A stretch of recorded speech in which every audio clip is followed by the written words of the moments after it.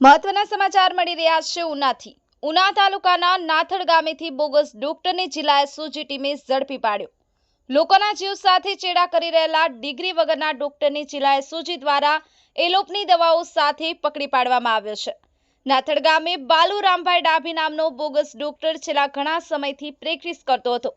Bogus doctor અંગેની જાણ જિલ્લા એસઓજી ટીમ અને તાલુકા હેલ્થ ઓફિસરને થતા કરાઈ હતી તપાસ દરમિયાન બાલુ રામભાઈ ડાભીને 12,000થી વધુની દવાના જથ્થા સાથે રંગે હાથ ઝડપી પાડી કાર્યવાહી હાથ ધરવામાં આવી।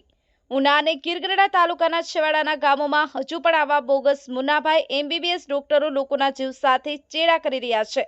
આવા બોગસ ડોક્ટરો વિરુદ્ધ પણ કાર્યવાહી કરવામાં આવે તેવી માંગ ઉઠવા પામી। વોઇસ ઓફ ગીર ન્યૂઝ સાથે રાકેશ દવે, ઉના।